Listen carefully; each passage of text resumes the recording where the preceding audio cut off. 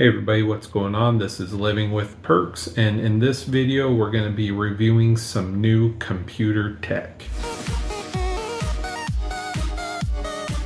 What we have to unbox today is the 10.1 inch LCD color monitor. This thing is from Eyoyo. I picked this thing up because it was a affordable secondary monitor for like a laptop or just something to have on the go. It seems to have everything needed in the box here, so let's get to unboxing this thing.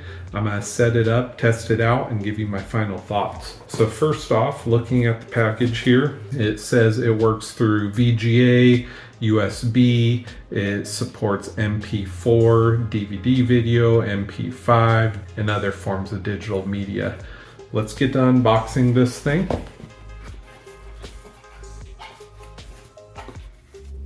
Comes with the standard instruction manual. It's going to give you all the details on how to set this up and the contents included. We'll unravel the monitor here. This is just a small LED monitor, 10.1 inch. It does have the buttons on the front of it, so you can switch inputs on this. You have a menu, you have the navigational buttons and the power button. On the bottom here, you have all the different ports you can connect to it. We got VGA, we have HDMI, we have the composite inputs, USB, and then this port here is for cable. So you can plug in a coax cable. And I'm actually surprised a monitor of this size has an HDMI and a VGA. Those are typically hard to find with both inputs, so I do like that that's included. And surprisingly enough, it does come with all the cables you need. So we got HDMI, coax cable, RCA cables there, standard VGA cable, power cable, and a remote control. These other pieces here are going to be the mount, so I'm going to get that connected here shortly. Let's get to putting this thing together. So you have your base, it comes with a adhesive felt pad, just ripped apart there and stuck right onto the bottom.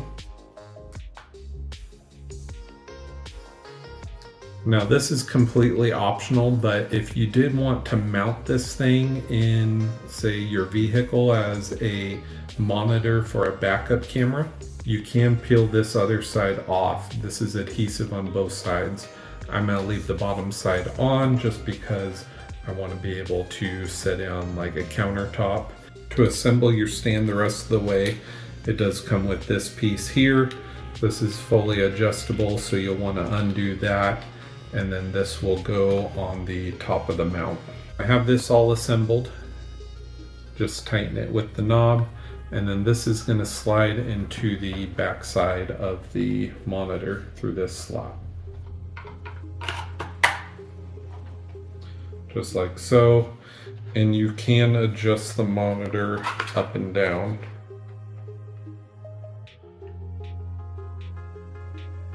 Does not include batteries on the remote, so if you do want to use this, you're going to be buying some AAAs. It just uses 2. I got the monitor plugged into power. I got the VGA cable ready to go. I'm going to get this connected to a laptop and test it out to give you my thoughts on the cloning feature, having it as a secondary monitor, and all that good stuff. So let's take a look at that. Okay, so I have the monitor just on VGA mode here. It's connected and it's set to clone. So anything that's done on the laptop computer is going to replicate over here. So if you want to change this to be your secondary monitor, what you need to do is go to your display settings. And on here, you're going to see that it is cloned. That's what it shows with the one screen there with both the 1 and 2 digit. You're going to scroll down to the bottom and you're going to change multiple displays to be extend these displays. So let's go ahead and click that. We're going to keep the settings. And you can see right now that my mouse can go over from one screen to the other. So we are able to extend those. Now if I'm opening a web browser, let's just go to Microsoft Edge. I'm still able to see my smaller secondary monitor on the side here. I'm going to bring that web browser over. Now you might think that this resolution is kind of stretched. You can change that by going to the display resolution and choose what's going to be best for you. For the time being, I'm just going to keep it on 1280 by 768, and then my main monitor will be the default resolution. So I got my web browser on that screen, so I'm able to do any sort of computing I want to do over there, whether that be having a document pulled up or Discord, whatever you feel like, you'll be able to monitor it on this little screen here. And then you'll be able to use your main laptop screen for any productivity. That's how that all works. Very easy, detected right away. There is other options in the monitor setting here. You can do HDMI, USB, AV, and cable. That's if you want to connect it to like a security device that uses a coax input. All these options are very handy, and all the cables you need are included. I'm gonna probably have this thing set up when I'm traveling.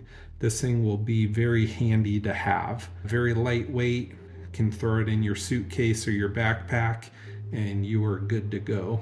So if you're looking for a affordable, lightweight secondary monitor, I do recommend this one. It just works great.